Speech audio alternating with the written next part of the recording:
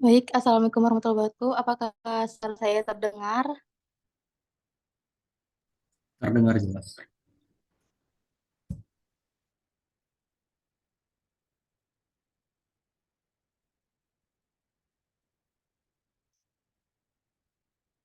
Mungkin soalnya ada narasumber sudah di dalam, jadi kita langsung mulai ya.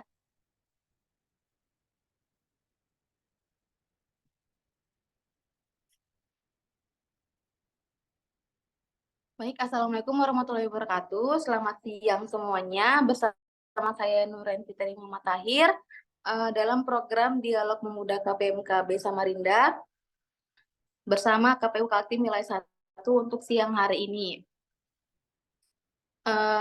Kita awali Desember kita bersama tim seleksi calon anggota KPU Kaltim. Dengan tema kita pada siang hari ini adalah seleksi calon anggota KPU Kabupaten Kota Samarinda, Bontang, Kutai Timur, Berau, dan Mahakam Ulu periode 2024-2029.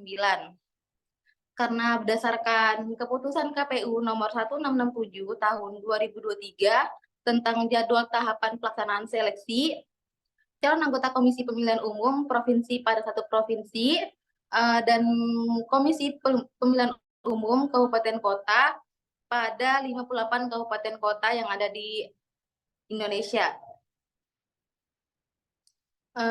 Untuk itu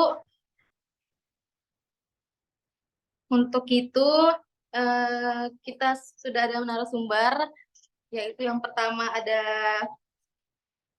Bapak Ahmad Sopian sebagai Ketua Tim Seleksi KPU Kaltim 1. Halo, Assalamualaikum Bapak. Waalaikumsalam warahmatullahi wabarakatuh.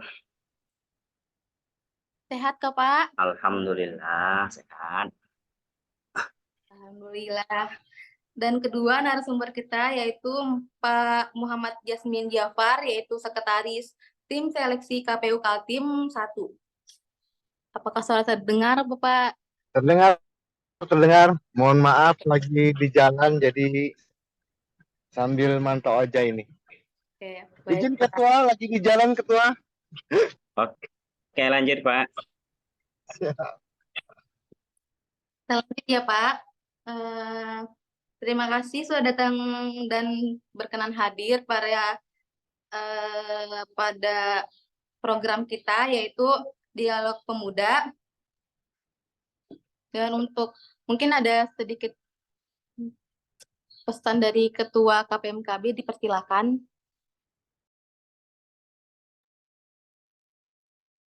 Baik, terima kasih moderator Saudara Ain.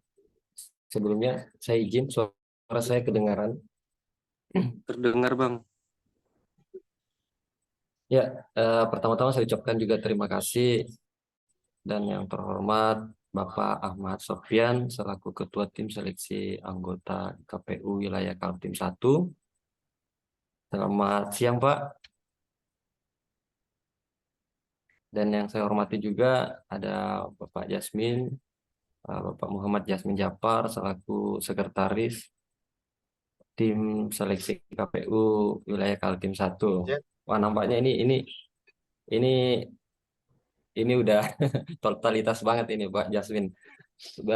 Demi-demi masih lagi di perjalanan, sempatkan ikut kegiatan kita nih. Iya, iya. Aduh.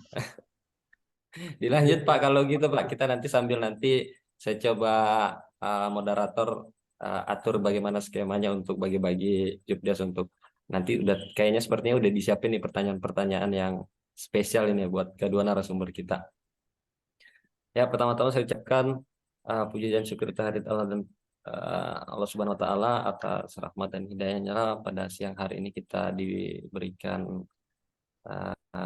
kesehatan dan juga kesempatan hari ini agar dapat mengikuti kegiatan di mana dialog pemuda yang membahas terkait seleksi anggota KPU di wilayah Kalimantan 1, yaitu terdiri dari 5 kota dan kabupaten: Bontang, Samarinda, Kubar, Kutim, dan juga Mahakam Hulu. Sejatinya atau sejogjanya kegiatan kita hari ini perlu kita garis bawahi bahwa selaku peran pemuda dan juga sekaligus kita sebagai mahasiswa yang notabene adalah mahasiswa Berau yang sedang berkuliah di Samarinda, yang itu tadi diwadahi oleh keluarga pelajar mahasiswa Kabupaten Berau.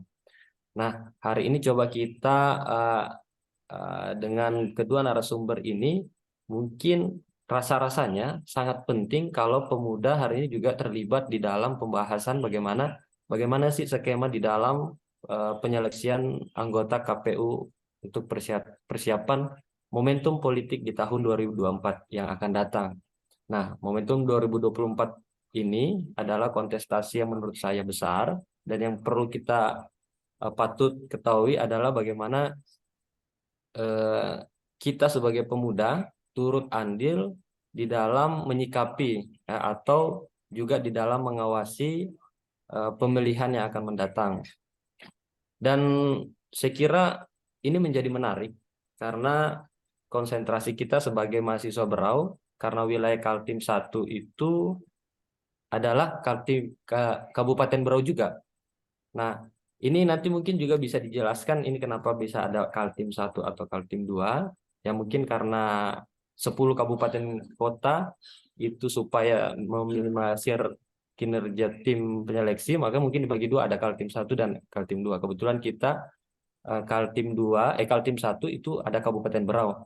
Nah, dan yang saya banggakan juga hari ini khusus dialog pemuda kita ini sudah hadir ketua tim sekaligus sama sekretarisnya. Nah, ini adalah strategi penting yang bisa kita undang di dalam forum kita ini, yang bisa menjadikan kita memberikan kita wawasan baru dan memberikan kita pemahaman bagaimana tahapan atau bagaimana skema di dalam mau itu syarat di dalam menjadi bakal calon anggota KPU atau nanti teknis dalam menilai itu sendiri. Nah, saya kira saya juga selaku Ketua KPMKB, oh ya sorry ya sebelumnya saya belum perkenalkan diri, saya Rizal, selaku juga Ketua KPMKB sangat mengapresiasi teman-teman yang hadir di Zoom meeting kita, dan juga ini ditampilkan secara live di YouTube KPMKB Samarinda. Saya kira itu moderator Saudari Ain, nanti untuk supaya diskusi kita berjalan dua arah, mungkin bisa nanti setelah narasumber memberikan materi ataupun nanti dari Saudara Ain memberikan pertanyaan dan juga disambut oleh teman-teman yang lain yang sudah hadir. Saya lihat ada banyak ini teman-teman yang hadir di dalam Zoom kita kali ini. Saya kira itu Saudara Ain, saya tutup itu sedikit singkat cerita dari keynote speaker dari saya.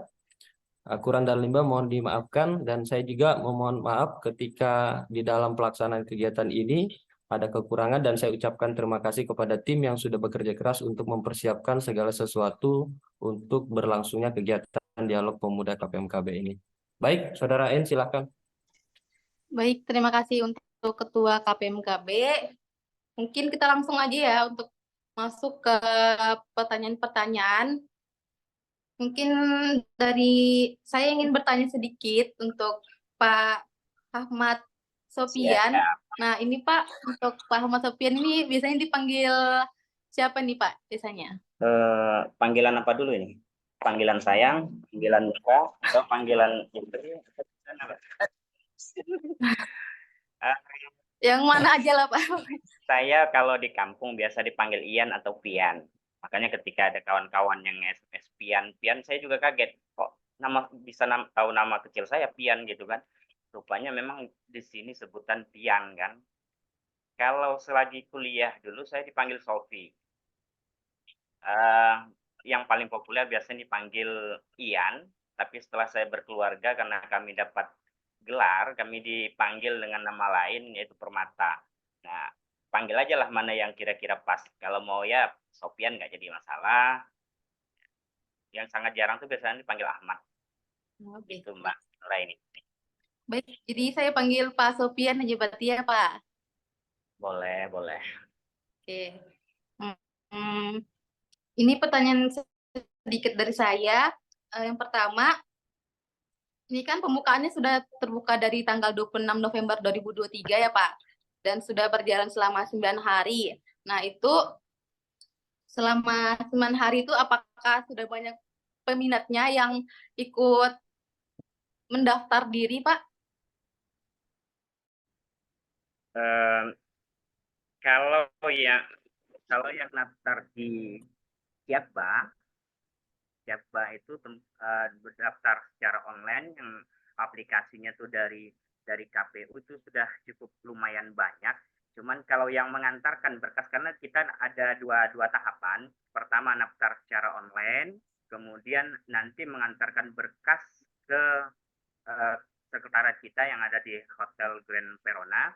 Nah, kalau yang mendaftar di Siakba itu rata-rata sudah lebih dari empat kali kebutuhan, karena kebutuhan kita itu adalah 5 per kabupaten, rata-rata sudah di atas 20. Tapi yang mengantarkan berkas itu belum terlalu banyak. Biasanya memang banyak itu di hari-hari terakhir. Itu biasanya. Baik Pak. Untuk kegiatan ini biasanya ada sosialisasi Pak terkait kegiatan seleksi ini.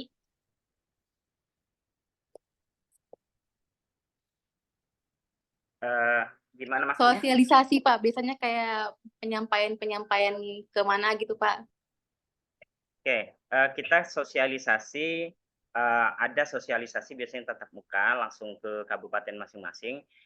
Namun karena kemarin itu antara jarak BIMTEK kita, pembentukan kita tim seleksi dengan waktu dengan waktu tahap yang sudah masuk pendaftaran, maka kita mengadakan selain itu juga biasanya ada juga press conference. Nah, kemarin kita ngambil yang press conference-nya, ngundang beberapa media hampir di setiap kabupaten, kemudian mengundang seluruh KPU, unsur masyarakat dan lain sebagainya. Nah, itulah yang kita lakukan kemarin. Kemudian juga kita umumkan di media-media KPU, baik itu di website, Facebook, kemudian IG, Instagram, kemudian lain sebagainya. Semuanya masuk di situ pengumuman untuk pendaftaran ini. Baik Pak, berarti untuk sekarang ini peminatnya sudah banyak berarti ya Pak? Dari setiap kabupaten ya? Biasanya untuk KPU itu peminatnya penyelenggara itu peminatnya lumayan banyak. Nah, lumayan banyak sih, banyak, apalagi yang kota, seperti misalnya kota Samarinda, kemudian kalau kota-kota yang biasanya yang kota itu karena aksesnya mudah, biasanya banyak peminatnya, dan rata-rata hampir semua kabupaten itu memenuhi minimal pendaftar yang ada.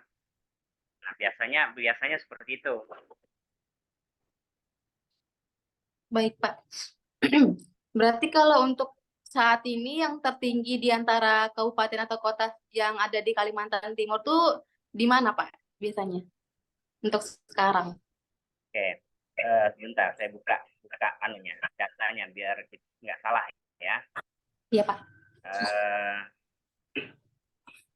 Oke, sampai hari kemarin yang terbanyak itu masih di kota Samarinda. Hari kemarin terbanyak itu di kota Samarinda.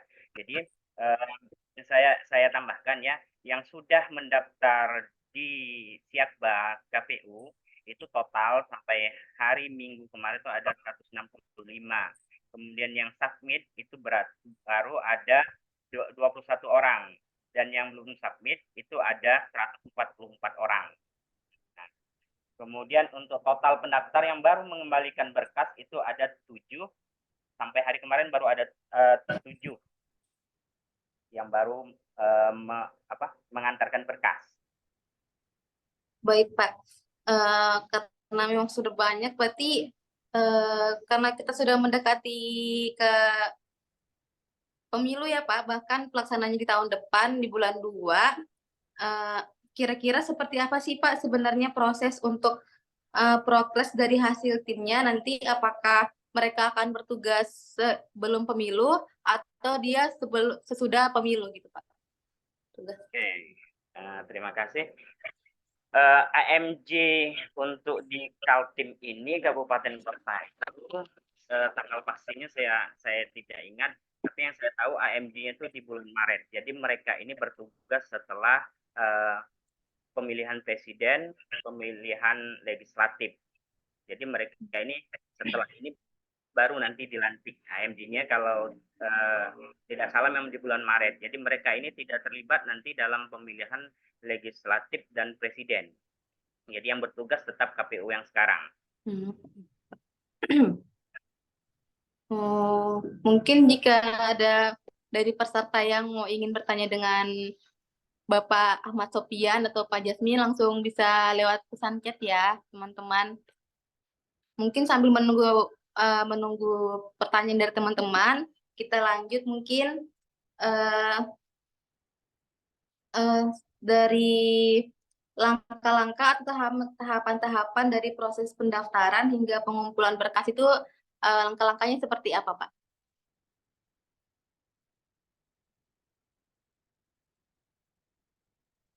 Mohon maaf, Pak, mic-nya mati. Ya, sorry. Maaf ya. Kita dimulai dengan pengumuman itu dari tanggal 26.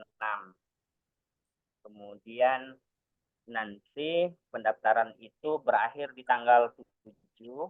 Kemudian ada penelitian administrasi tanggal 14.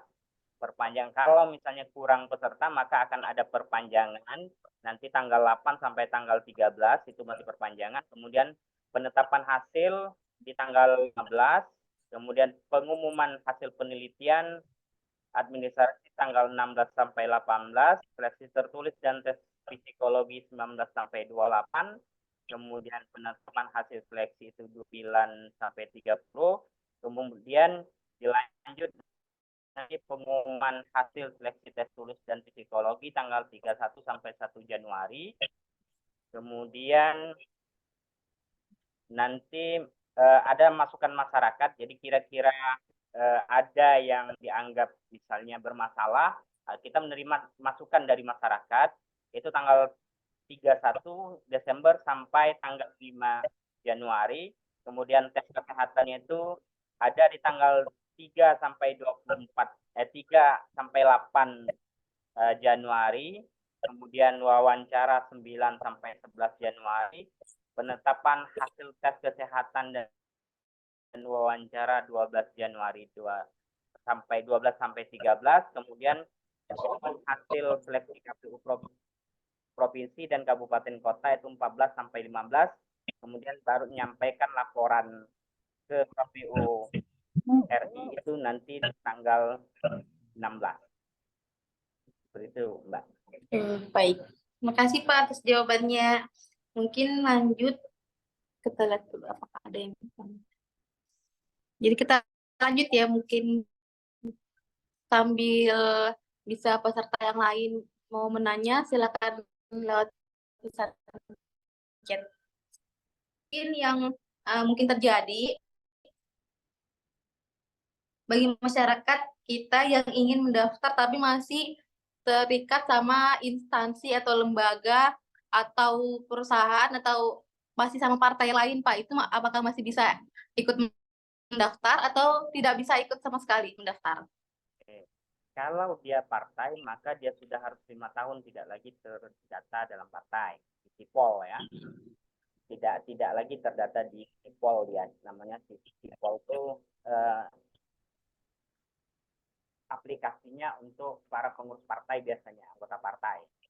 Nah, itu yang dimiliki oleh KPU itu biasanya sipol namanya, nanti bisa dicek di situ. Kalau misalnya ada yang mendaftar dia pengurus partai atau bukan, itu bisa dicek. Kalau dia pengurus partai maka dia sudah 5 tahun, minimal 5 tahun dia sudah tidak lagi tercatat. Tapi kalau dia misalnya PNS, dia harus izin dari atasan. Kalau dia tingkatnya kalau tingkatnya kabupaten, berarti dia harus izin sama bupati. Kalau dia tingkatnya provinsi, dia harus izin kepada gubernur. Nah, adapun kalau dia di Kementerian Agama, dia harus izin. Kalau dia kabupaten, dia cukup izin sama kabupaten selama dia bukan bukan pejabat. Kalau dia pejabat harus izin kepada provinsi, yang provinsi kalau dia pejabat dia izin kepada eh, pusat, kepada RI, Kemenak RI. Nah, kalau untuk swasta itu tidak ada izinnya. Kalau dia untuk P3K, maka dia harus mengajukan izin juga. Nah, tetapi di Undang-Undang PKS itu ada aturan untuk P3K itu untuk tidak mengikuti ini, dan nanti di salah satu syaratnya itu ada surat kesediaan mengundurkan diri apabila dia terpilih baik dari jabatan kepemerintahan, BUMD, ataupun ormas, dia harus mengundurkan diri. Betul, Mas. Ya, makasih Pak. Mungkin pertanyaan lagi dari saya untuk Bapak.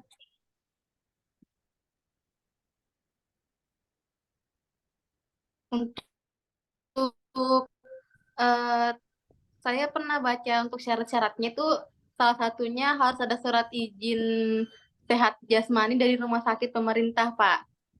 Itu memang harus wajib kah, Pak, atau memang tidak wajib seperti itu? Itu wajib. Jadi surat kesehatan itu ada kesehatan jasmani, ada kesehatan rohani, ada bebas narkoba. Kemudian nanti ada surat keterangan bebas pidana dari pengadilan. Itu wajib dicantumkan. Nah, surat keterangan sehat jasmani dan rohani itu harus dari rumah sakit pemerintah.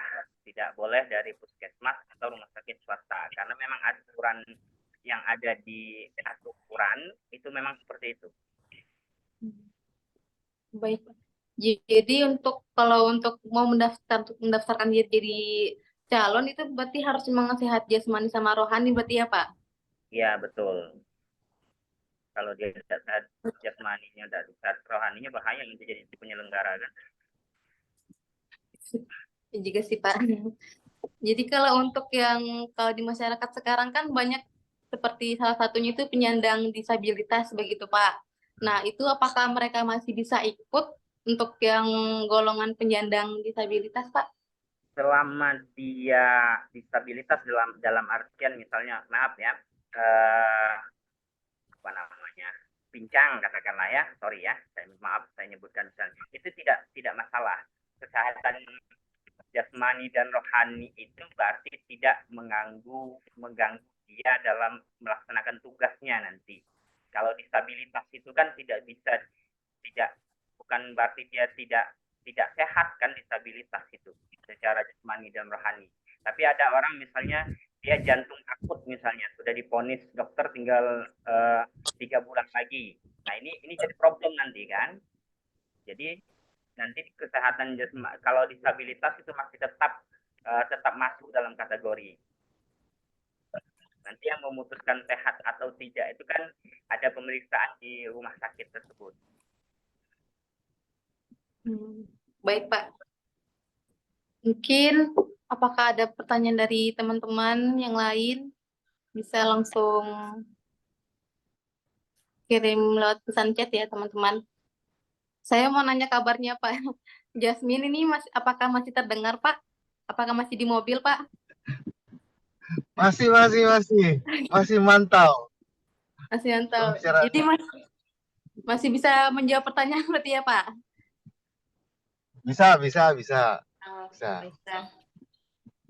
Mungkin saya mau nanya sama Pak Jasmine mengenai batasan umur atau usia untuk yang mengikuti seleksi calon anggota, Pak. Ini pertanyaannya kamu bagus banget, Bedi. Karena antusias warga warga Kalimantan Timur untuk mengikuti sebagai calon anggota KPU sangat tinggi. Ada beberapa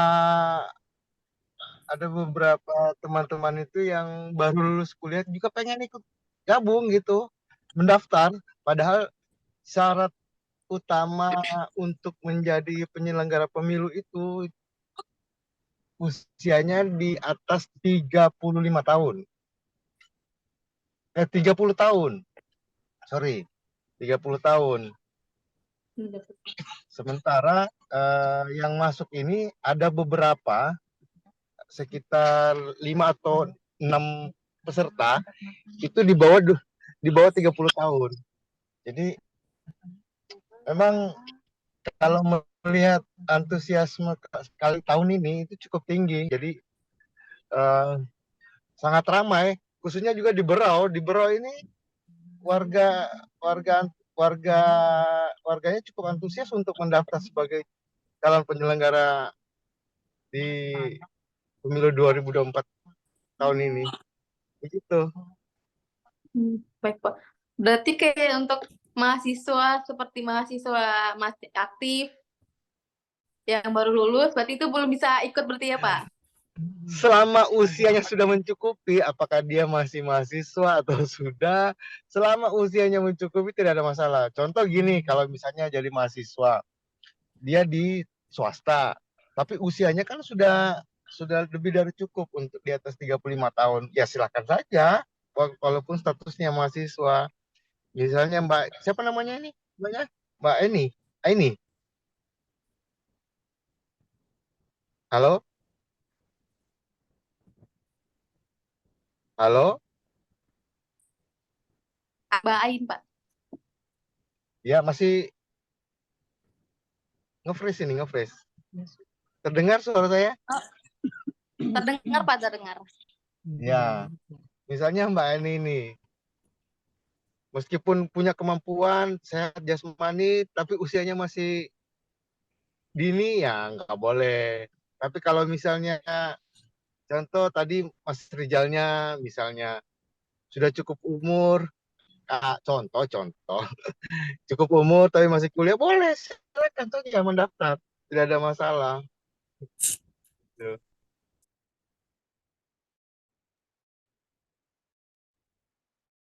Ya gitu ini.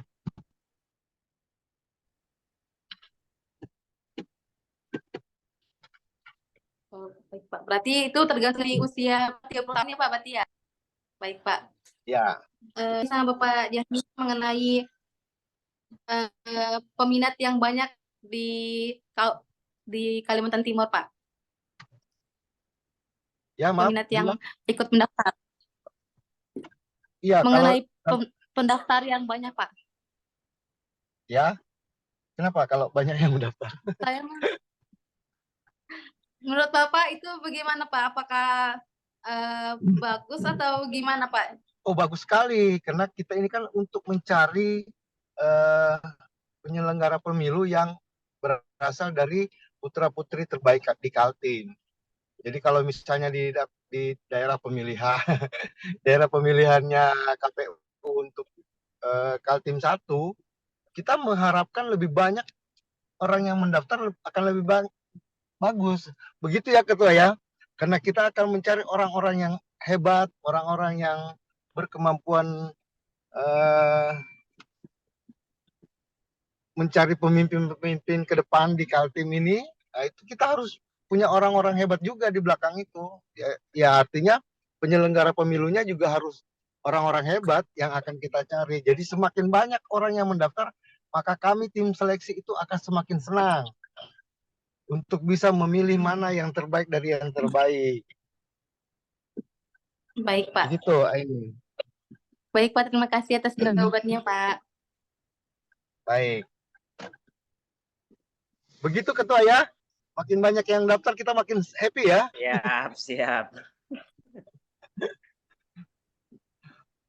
Nah, di Berau ini, Ketua, sebentar, saya sampaikan juga kepada Ketua bagaimana di Berau ini, karena teman-teman ini kan berasal dari Berau nih. Di Berau ini Ketua adalah salah satu daerah yang cukup potensial untuk menghasilkan pemimpin yang baik. Makanya beberapa waktu yang lalu kita ini hampir semua tim sel ini mendapat komunikasi yang intens bahwa bagaimana mereka ingin tahu mendaftar, syaratnya, dan bagaimana sistem-sistem yang baik, bagaimana mereka berharap banyak pada tim sel kita.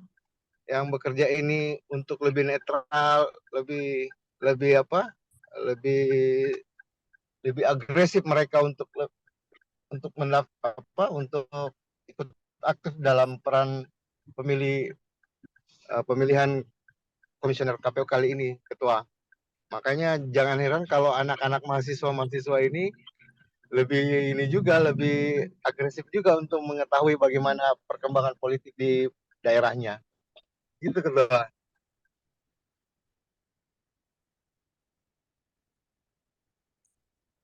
Ya, Baik, ini Pak.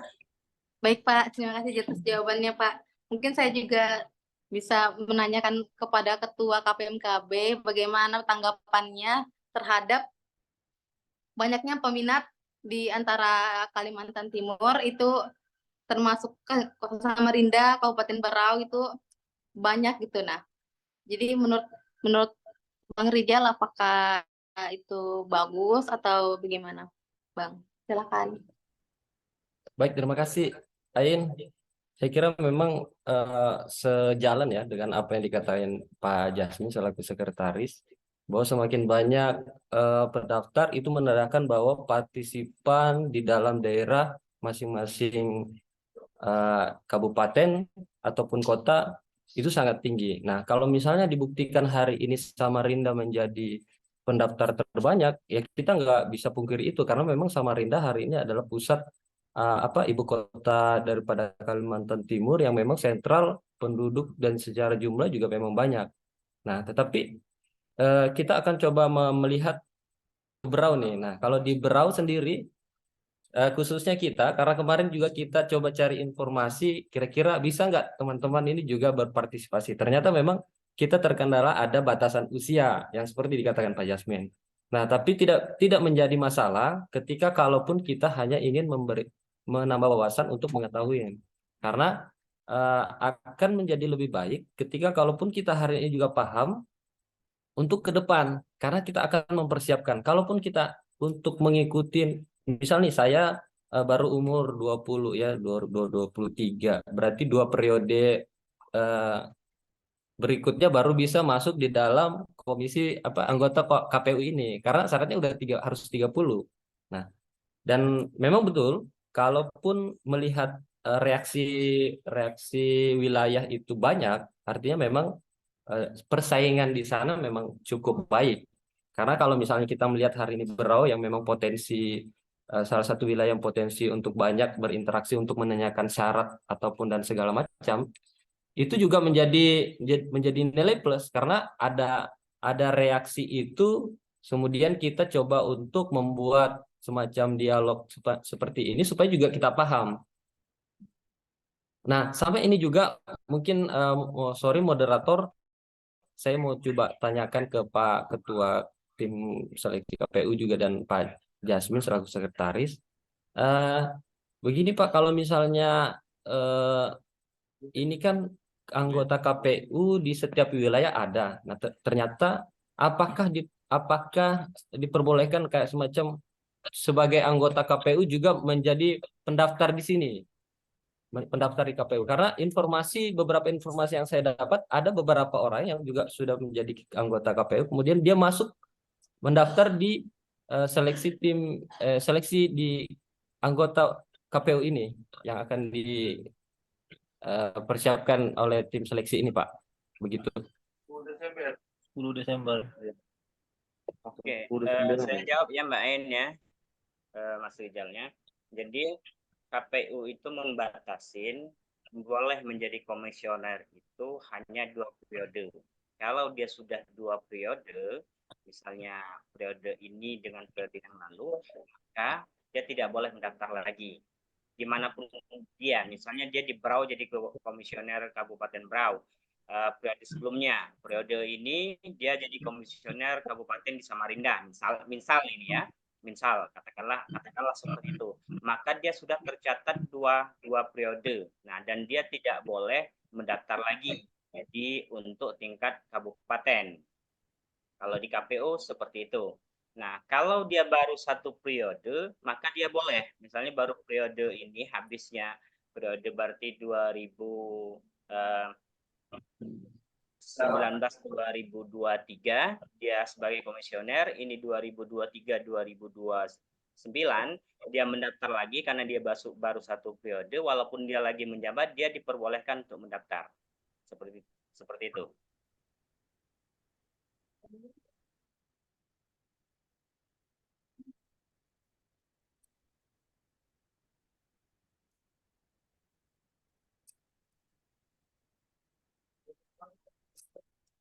Baik, apakah ada lagi pertanyaan Bang dari Bang Rijal untuk ketua tim seleksi? Ya, terima kasih Pak. Tadi udah disampaikan bahwa ternyata ada yang sudah pernah ikut hanya dibatasi 2 kali ya. Ya. Dan ini Pak, saya juga minta tanggapan nih untuk apakah ada jenjang untuk di bawah selevel anggota KPU ini yang bisa dimasuki teman-teman yang usianya di bawah 30 untuk menjadi partisipan untuk di dalam keterlibatan pemilihan mendatang Pak.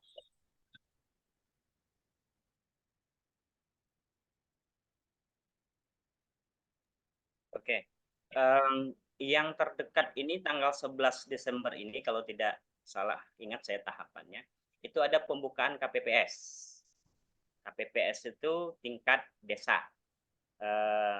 Tingkat desa untuk yang ngurusi nanti yang memang itu terlibat langsung dengan proses pemilihan di masing-masing TPS.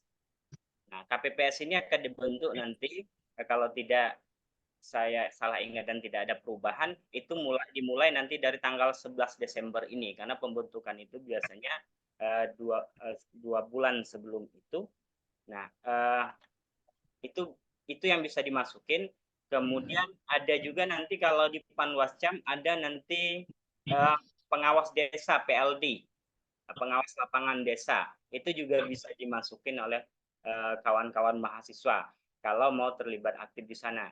Kalau mau terlibat aktif di penyelenggaraan pemilu pada tahun 2024 ini. Karena kalau umur memang mungkin kalau mahasiswa, kecuali yang mahasiswanya sudah kuliahnya sudah kadaluarsa, baru kuliah gitu kan, ada kadaluarsa, baru kuliah, mungkin memang umurnya sudah lebih dari 30 tahun. Kalau yang di sini mungkin masih muda-muda, masih ada yang baru 17 tahun mungkin. Cuman 17 tahunnya berapa tahun yang lalu gitu kan, mungkin 4 tahun yang lalu baru 17 gitu kan. Nah, hingga bisanya nanti berpartisipasi dalam KPPS yang terdekat, karena kalau PPK sudah terbentuk, Panwascam sudah terbentuk. Nah, dan yang bisa dimasukin itu kalau di KPU dia ada KPPS, kalau di Bawaslu dia ada PLD, pengawas lapangan desa. Mungkin itu Mbak Ain.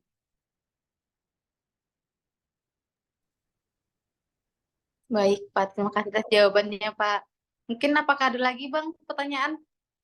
Boleh, moderator. Saya coba ke Pak Jasmin menyapa sedikit. Silakan, Bang.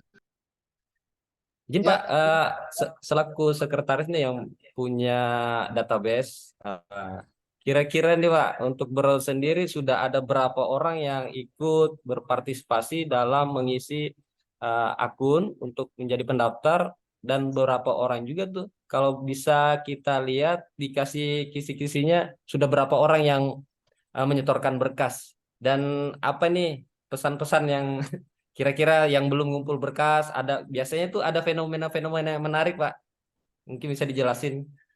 Iya, dari data terakhir yang kami terima tadi pagi, ini saya belum lihat lagi di atas jam 9. Yang membuat akun Siakba itu sudah 22 untuk Berau. Tapi yang mengumpulkan itu berkas baru 1 kalau tidak salah. Dan 5 itu sudah mengupload semua persyaratan. Nah, ini sebenarnya fenomenanya nanti di injury time itu biasanya akan muncul semua tuh. Akan di injury time ini akan terkumpul semua berkas masuk dan akan butuh tenaga ekstra untuk melakukan verifikasi. Cuma memang di beberapa eh, daerah, khususnya di Berau juga, ini teman-teman ini banyak kekurangan berkasnya itu terkait eh, surat keterangan eh,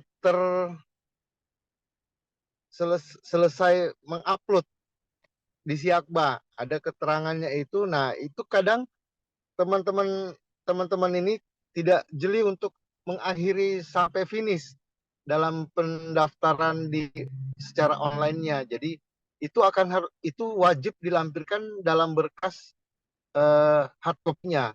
Jadi kalau ada sistem administrasi nanti yang akan menerima berkasnya, pasti akan diberikan catatan yang untuk melengkapi segera, karena tanpa itu maka tidak dinyatakan lolos dalam verifikasi berkasnya, dan sangat disayangkan kalau itu tidak finish itu. Sementara berkas-berkasnya sebenarnya sudah ada, cuman kesalahannya adalah secara teknis dia tidak menyelesaikan sampai akhir di uploadannya. Begitu gitu ya. Betul. Jadi kebiasaan, saya tambahkan sedikit ya, Mas Rizal. Kebiasaan masyarakat kita ini kan memang the power of kepepet. Udah menjelang hari H, biasanya itu paling luar biasa tuh the power of kepepet itu. 3 meter bisa dilangkahi karena dia kejar anjing gila gitu kan. Coba kalau enggak kan enggak mungkin tuh. Kemudian kan SKS, sistem kebut. Kalau di mahasiswa semalam. Kalau ini kan sistem kebut sehari. Pokoknya sehari harus berkasnya sudah harus jadi. Jadi apa? Ada fenomena menarik sebenarnya di masyarakat kita di Indonesia ini, yang semuanya karena kemungkinan banyaknya yang instan, jadi pinginnya instan. Kalau bisa sekali berobat langsung sembuh, sekali berdoa langsung terkabul. Nah ini apa, ingoing prosesnya itu yang jadi problem di kita. Nah sama juga pendaftar ini juga nanti yakinlah pada hari H itu membludak nanti kerepotan kita. Nah tapi pada hari-hari senggang ada apa, biasanya kita ngomong kaget lah, nantilah masih berapa hari lagi. Pas nggak tahunya waktu kan nggak pernah menunggu. Nah ini biasanya yang terjadi. Seperti itu mungkin Mbak Ain tambahnya, Mas Rizal.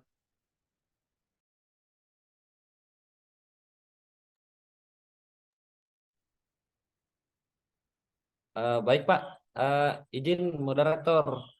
Saya kira ini juga menjadi catatan penting ketika kalau melihat Berau hari ini yang daftar banyak, dan ini sudah sisa tanggal 4, 5, 6, 7, sisa 3 hari lagi batas untuk pendaftaran. Apakah ketika jelang di tanggal 7 nanti akan ada penambahan waktu ketika berbicara jumlah jumlah yang mengumpulkan berkas itu kurang daripada target yang ditargetkan tim penyeleksi, Pak?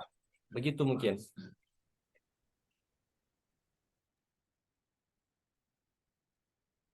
Ya, Rizal, kalau melihat kondisinya nanti, kalau tidak kuotanya 2 kali kebutuhan kita, maka itu akan diperpanjang. Maksudnya 2 kali kebutuhan kita itu adalah komisioner yang akan dipilih itu adalah jumlahnya 5 orang. Tapi kalau pendaftarnya di bawah 10 orang, maka kita akan memperpanjang untuk mencari orang-orang lagi yang silakan untuk ikut mendaftar gitu. Tapi biasanya setiap tahunnya, dan setiap tahun, setiap pembukaan pendaftaran itu nanti akan eh, banjir berkas masuk itu pada saat di jury time, dan itu sudah hal biasa bagi kami tim sel yang ada gitu. Cuman mengantisipasi saja bahwa nanti kalau jumlah pendaftarnya itu yang masuk ataupun yang kita terima di bawah dari 2 kali jumlah kebutuhan, maka kita akan melakukan perpanjangan. Seperti yang disampaikan ketua saya tadi, bahwa ada jadwal-jadwal perpanjangannya. Yang Rijal.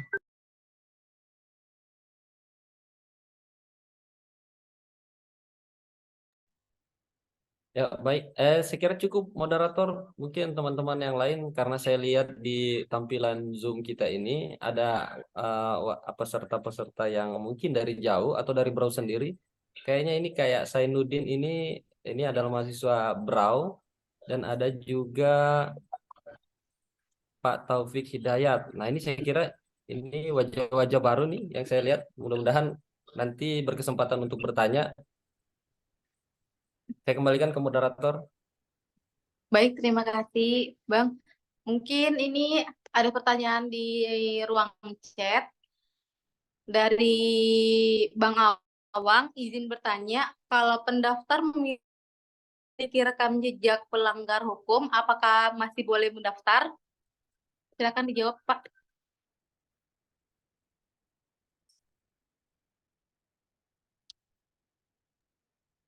Oke, Nah, mengantisipasi ada rekam jejak melanggar hukum itu sebenarnya secara administrasi eh, dengan keluarnya surat putusan pengadilan.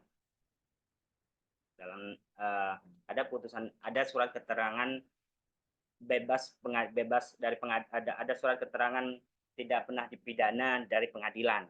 Itu menandakan dia tidak melanggar hukum. Nah, cuman ada beberapa kasus, misalnya dulu pernah kejadian, saya tidak usah sebutkan tempatnya.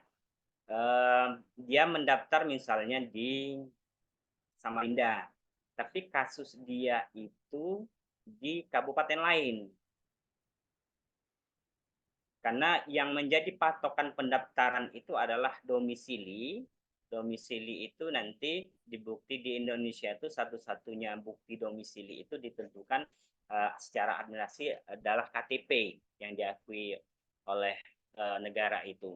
Nah, dia mendaftar tapi dia melanggar hukum tempat lain, maka disitulah nanti ada waktu laporan dan tanggapan masyarakat. Ketika ada laporan dan tanggapan masyarakat, kemudian itu bisa dibuktikan, bisa nanti dipertanyakan dan itu bisa dibuktikan bahwasanya dia memang melakukan sebuah pelanggaran yang hukum, misalnya kasus korupsi, kasus penggelapan, kemudian kasus asusila, narkoba, lain sebagainya, maka secara otomatis dia akan gugur.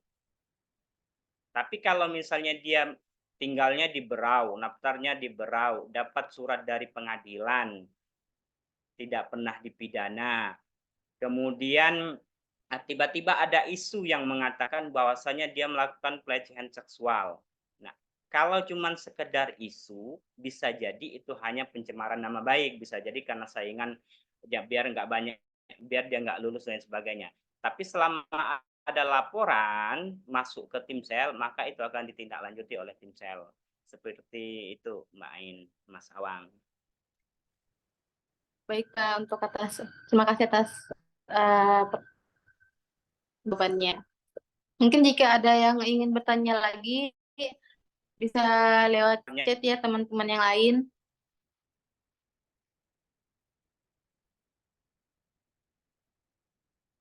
Mungkin izin saya pakai pertanyaan pribadi ya Pak, mengenai tadi sudah dijawab oleh Pak Jasmine mengenai dari Kabupaten Riau, itu banyak pendaftar dari mahasiswa yang baru seperti umurnya masih 20-an. Nah, jika terjadi untuk ke depannya, apakah memang bisa dibuat aturan baru seperti untuk yang baru lulus seperti ini bisa jadi ikut jadi calon anggota KPU begitu Pak? ya ini secara administrasi itu memang sudah tidak diperbolehkan dan dinyatakan tidak memenuhi syarat administrasi. Karena begini, dalam pertimbangan psikologi, pekerjaan yang dilakukan oleh komisioner KPU ini adalah pekerjaan yang membutuhkan waktu full time, butuh tenaga ekstra, butuh fisik fisik ekstra, butuh psikologi yang ekstra, dan biasanya ada indikator dengan usia yang di atas 30 itu sudah bisa memberikan perkembangan emosional yang tidak yang stabil. Jadi memang dipersyaratkan dengan usia seperti itu sudah dinyatakan cukup untuk bisa menahan emosi, menahan amarah, menahan segala macam tekanan-tekanan kinerja yang cukup tinggi pada saat menjalankan profesinya sebagai komisioner KPU atau penyelenggara pemilu. Karena pekerjaan pekerjaan orang yang akan kami rekrut ini sebagai komisioner KPU ini cukup berat. Dianggap bahwa harus di atas usia 30 tahun yang biasanya sudah stabil segala segala emosionalnya, segala psikologinya dan fisiknya juga tentu sudah dimapan, dan pola berpikir kedewasannya juga akan menjadi pertimbangan yang cukup lah kenapa usianya itu harus eh, di atas 30 tahun begitu. Begitu ketua ya. Jadi, biar tidak labil kata kata anak-anak Gen Z. Gen Z. Kata anak-anak Gen Z ini apa? Emosionalnya masih strawberry.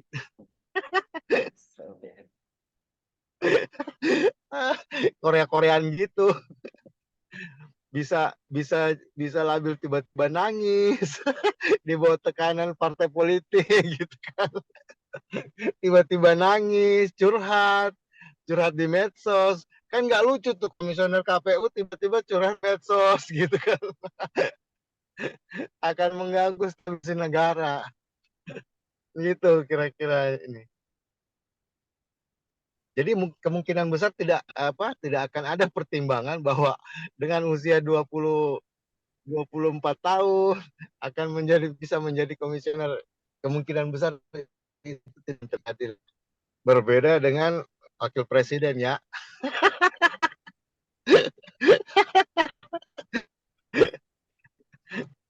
Ya silakan lanjut.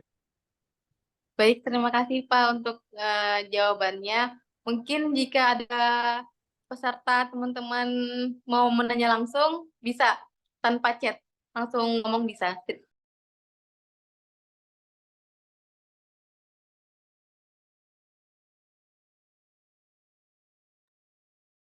Awang, nanya lagi Wang. Tapi jelas kamu boleh ikut komisioner KPU. Usianya belum cukup. Siapa?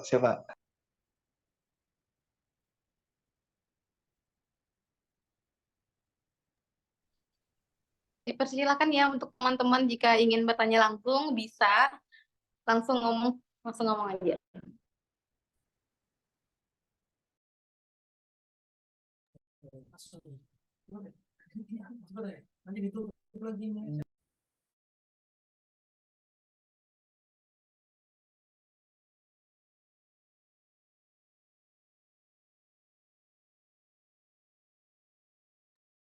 Ya, sambil menunggu mungkin yang lain, kalaupun tidak ada, mudah-mudahan ada nanti 1-2 orang. Saya mau menambahin sedikit ini, mau menyapa sedikit. Kalaupun Pak, misalnya nanti ke depan, apakah di dalam seleksi nanti ada seleksi khusus yang menjadi catatan tim seleksi? Biasanya ada wawancara begitu yang bisa membaca langsung karakter orang dan di situ menggunakan psikolog begitu yang bisa membaca begitu Pak.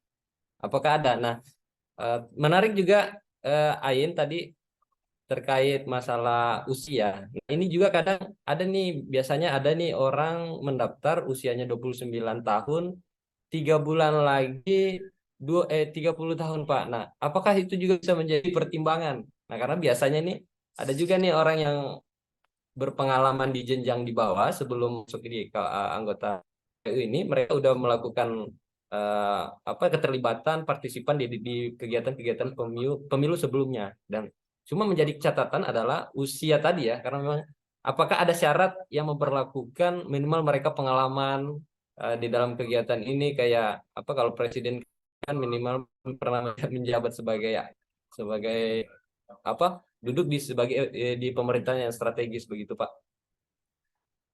Terserah nanti silakan siapa yang mau menjawab, Pak Jasmine boleh, dengan Pak Ahmad Sofyan juga boleh.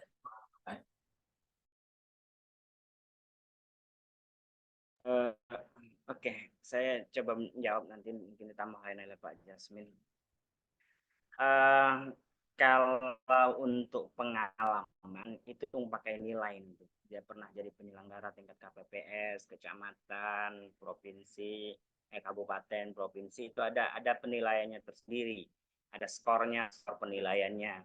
Termasuk kalau dia misalnya S1, S2, S3, SMA, karena yang boleh daftar itu mulai dari lulus SMA ya, bukan S1, tapi SMA boleh. SMA boleh sampai S3 misalnya. Itu ada penilaian tersendiri, kemudian dia pernah nulis tentang jurnal ilmiah dan lain sebagainya. Yang ISBN itu ada penilaiannya tersendiri dan itu akan diskor dengan penilaiannya. Nah, ini ada nanti CAT, tes tertulis, terdiri dari pilihan ganda dan esai. Kemudian ada psikotes. Nah, ngelihat orang itu, kalau saya sering bilang kayak gini dulu, mau ngelihat orang itu pintar atau enggaknya, lihatlah di CAT-nya. Mau lihat orang itu sehat atau gila, lihat di psikotesnya. Jadi kalau dia nggak lulus, bukan berarti kalau dia nggak lulus CAT dengan psikotes dia lantas dibilang bodoh dan gila, enggak. Karena bisa jadi waktu itu dia ada konsentrasi, bisa jadi standar yang dia pakai itu berbeda. Kemudian ada nanti baru tes kesehatan. Kesehatan itu nanti langsung diadakan oleh kerjasamanya kalau KPU itu dengan Angkatan Darat. Jadi tim sel itu sebenarnya adalah pelaksana di bawah untuk menyeleksi siapa kira-kira yang memenuhi syarat untuk menjadi komisioner KPU Kabupaten Kota. Aturan-aturannya itu sudah dibuat oleh KPU RI, kita tinggal melaksanakan saja. Termasuk nanti tes kesehatannya itu di mana, kita nanti misalnya kerjasama dengan Angkatan Darat. Kalau di Kaltim mungkin Rumah Sakit Angkatan Darat itu di Balikpapan ya, berarti di Balikpapan. CHT-nya mungkin nanti di mana, kita cari tempat yang memungkinkan. Misalnya kemarin di beberapa SMA, ada juga sebelumnya juga di UINSI, ada juga sebelumnya mungkin nanti ada usulan kemarin di UMUL. Nah, nanti kita survei dulu, kita lihat dulu mana yang kira mendukung. Nah, untuk usia, dari aturan yang diberikan, usia itu 30 tahun saat mendaftar. Kalau dia kurang sehari misalnya pada saat penelitian pada saat mendaftar dia kurang sehari, jadi kan 1 bulan, sehari saja, maka dianggap TMS, tidak memenuhi syarat gugur di usia.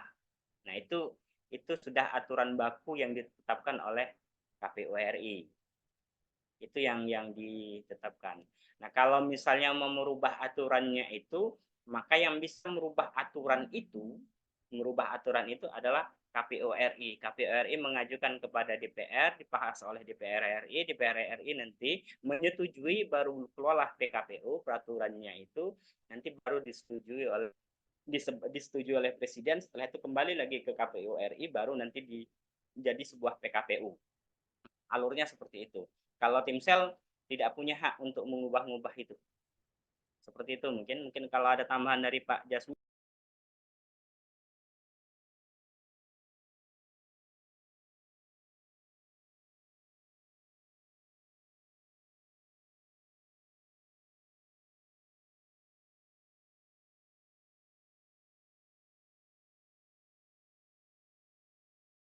Sepertinya Pak Jasmine terkeluar ya. Ya. Oke, mungkin itu Mas Rizal. Mbak Baik, Ain. terima kasih Pak. Ya. Baik, izin bertanya.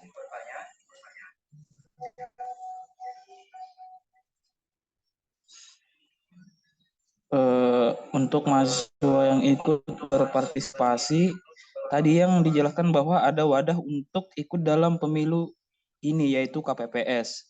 Apakah boleh diberitahu syarat-syarat untuk memenuhi jadi sekiranya teman-teman mengetahui alur tersebut, pekerjaannya apa yang akan dilakukan teman-teman yang ikut dalam KPPS. Baik, terima kasih. Oke.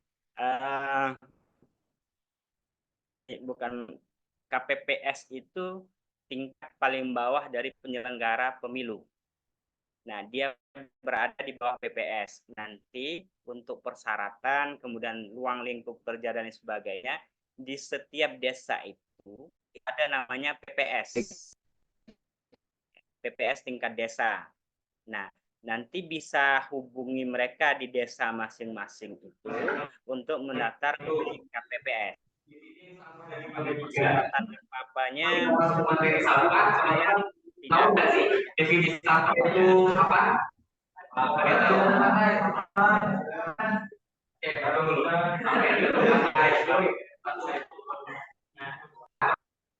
saya tidak saya tidak hafal, mungkin bisa nanti langsung bertanya sama atau bertanya sama KPU Kabupaten atau buka website KPU Kabupaten ataupun provinsi tentang persyaratan KPPS.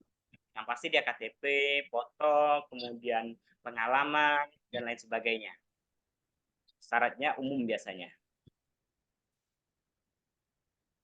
Mungkin itu Mbak Ain. Baik, Pak. Apakah sudah terjawab untuk Saudara Fendi untuk pertanyaan tadi? Baik, sudah menjawab. Baik. Apakah ada lagi yang mau ingin bertanya? Dipersilakan, bisa langsung on mic.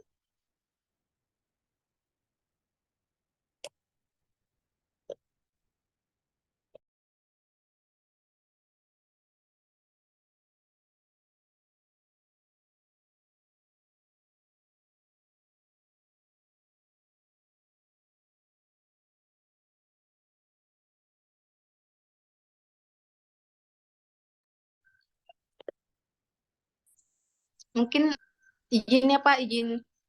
Oh, dari Karya silakan jika ingin bertanya. Silakan. Terima kasih, Rain. Terima kasih, Rain.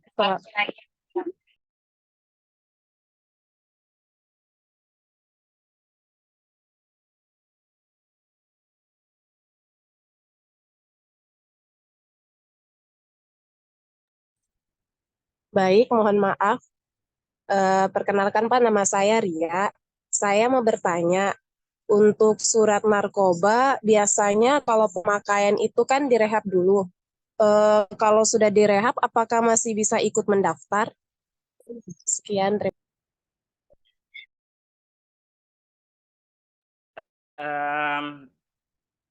Kasus ini saya belum pernah temukan terus terang, Ria ya. Cuman kalau dia mungkin ada surat keterangan bahwasanya dia sudah bebas dari narkoba dan sudah ada surat rehabilitasi, bolehlah, tidak jadi masalah untuk mendaftar. Dan kalau itu terjadi nanti akan kita konsultasikan ke atas gimana sebenarnya. Karena bisa jadi kalau dia sudah rehabilitasi, berarti kan dia sudah tidak lagi menggunakan narkoba, sudah bebas narkoba, sudah ketika tes di BNN dia sudah bersih, tidak lagi. Nah, berarti ketika BNN mengeluarkan surat keterangan bebas narkoba, berarti dia sudah tidak ada lagi tidak terindikasi lagi memakai narkoba. Nah, itu saya kira sudah memenuhi syaratnya. Seperti itu tuh, Ria. Terima kasih, Pak. Sama-sama.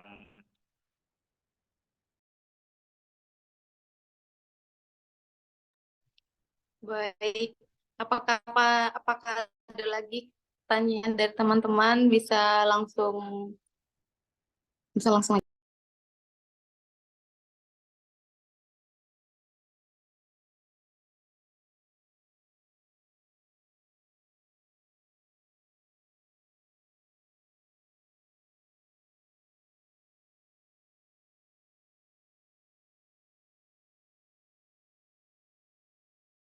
Assalamualaikum Pak, izin bertanya Pak. Waalaikumsalam. Kan yang mau mengintip tim kerja 5 anggota terpilih. kira-kira apa pekerjaan yang dilakukan oleh teman-teman yang terpilih nantinya secara spesifikasi?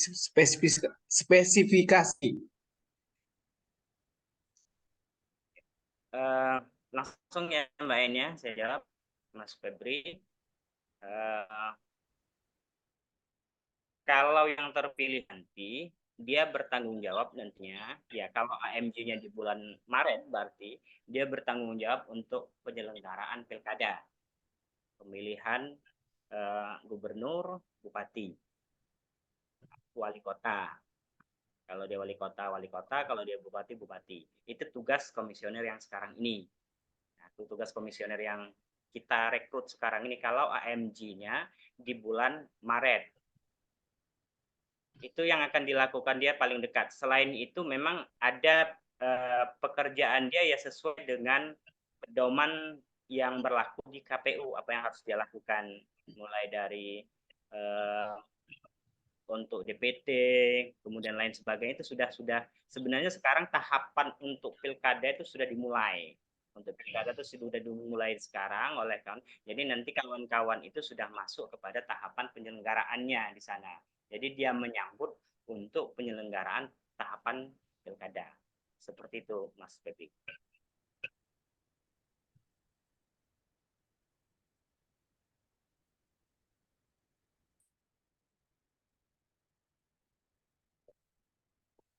Baik, apakah sudah terjawab di jawaban dari Pak Sofian? Terima kasih. Baik, mungkin sudah menunjukkan waktu sudah pas. Mungkin langsung aja kita pemberian sertifikat ya. Iya Mungkin betul. langsung media bisa Sebelum sertifikat. pembagian sertifikat, saya kira kita perlu dengar nih closing statement dari Pak Ketua Tim Seleksi nih untuk mengakhiri kegiatan. Nanti setelah itu boleh moderator kita bagi sertifikat secara online.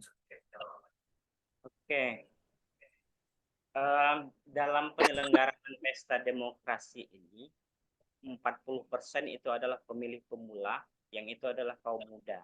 Keterlibatan kaum muda itu, termasuk kawan-kawan semua, adalah menentukan arah bangsa ke depannya nanti. Kalau dalam bahasa pepatah Arab dikatakan, Ar-rijalul yaum, as-sababul yaum hari ini kita adalah pemuda, besok kita adalah pemimpin. Nah, kalau hari ini kita adalah sudah berpartisipasi dalam penyelenggaraan pemilu, maka pengalaman ini akan berguna nanti di kemudian hari, kelak di kemudian hari ke depan. Mungkin imbasnya kita tidak bisa melihat sehari dua hari, tapi 5-10 tahun yang akan datang kita akan lihat pengalaman ini akan sangat berharga bagi kita semua. Mungkin itu saya closing statement dari saya. Terima kasih. Assalamualaikum warahmatullahi wabarakatuh. Waalaikumsalam warahmatullahi wabarakatuh.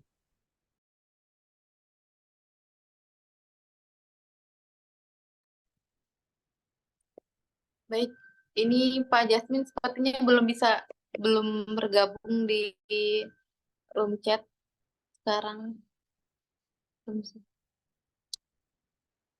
Jadi langsung pemberian sertifikat atau gimana?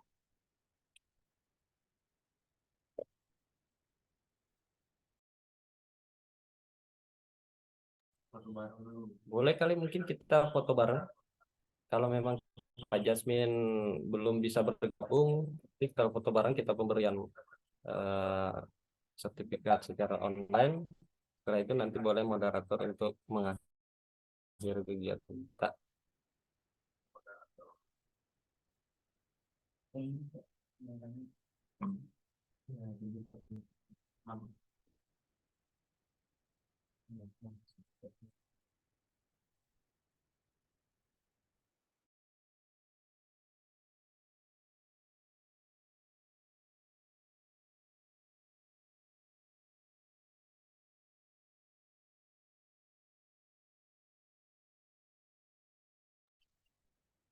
Mungkin satu orang bisa untuk mengambil itu gambar Yang lainnya bisa on cam ya, teman-teman, biar kita bisa ngelihat muka-muka wajah-wajah dari peserta-peserta di sini.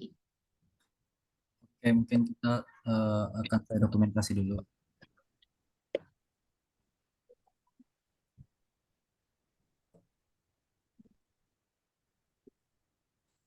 Oke, sudah.